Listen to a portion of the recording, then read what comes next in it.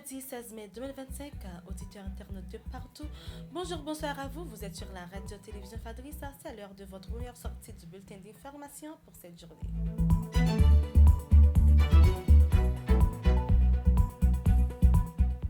Centrale Gourouda 59 pour $1 américain est le taux de référence calculé par la BRH pour ce 16 mai 2025. Un accident de la route s'est produit dans l'après-midi du jeudi 15 mai 2025 à Delma 69. Un chauffeur de Tap-Tap assurant la liaison Delma-Pétionville a perdu le contrôle de son véhicule après avoir été victime d'une crise d'épilepsie. Selon les témoignages recueillis sur place, le véhicule a percuté une motocyclette à 3 roues stationnée devant le centre hospitalier de Dash. Alors que les accidents de la route continuent d'endeuiller des familles en Haïti, l'Office d'assurance véhicule contre tiers OAVCT a organisé du 12 au 16 mai 2025 une semaine de sensibilisation à la sécurité routière.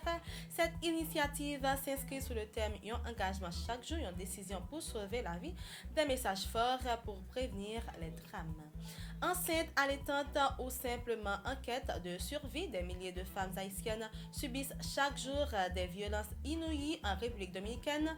Dans un communiqué alarmant publié le jeudi 15 mai, le groupe d'appui aux rapatriés et réfugiés GAR dresse un tableau accablant de la situation: expulsion brutale, détention inhumaine, séparation familiale, violence sexuelle, une spirale d'humiliation et de souffrance infligée dans l'indifférence quasi générale. En prélude au 222e anniversaire du drapeau haïtien, les établissements scolaires du pays vibrent déjà au rythme de la commémoration. Le jeudi 15 mai 2025, une série d'activités éducatives et citoyennes a été lancée à travers les 10 directions départementales d'éducation à l'initiative du ministère de l'Éducation nationale et de la formation professionnelle MENFP, conformément à la circulaire du 12 mai 2025. Les directeurs départementaux ont mobilisé enseignants et élèves autour de conférences débats axées sur l'histoire, la symbolique et les valeurs portées par le drapeau haïtien. Sur le plan international,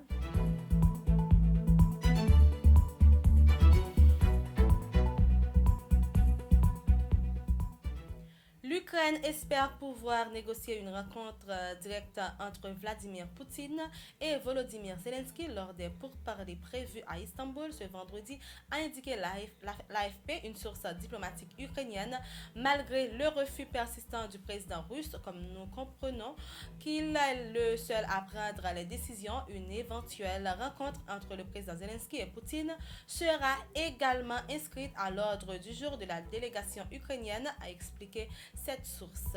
Les autorités américaines ont expulsé Alexandre Romero Roy, un citoyen dominicain accusé de narcotrafic et de vol dans l'État de Massachusetts, arrêté à plusieurs reprises depuis son entrée illégale aux États-Unis en 2021.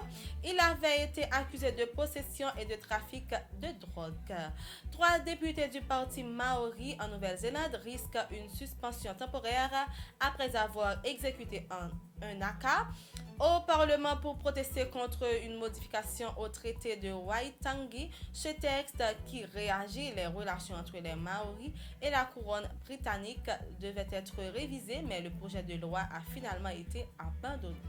Dimanche 18 mai, le second tour de l'élection présidentielle en Roumanie opposera George Simion, un candidat d'extrême droite, à Nircusor dans un pro-européenne. Cette élection très indécise est suivie de près par le reste de l'Europe, car Georges Simion a déclaré vouloir cesser toute aide à l'Ukraine pour se concentrer exclusivement sur les besoins des Roumains s'il est élu président.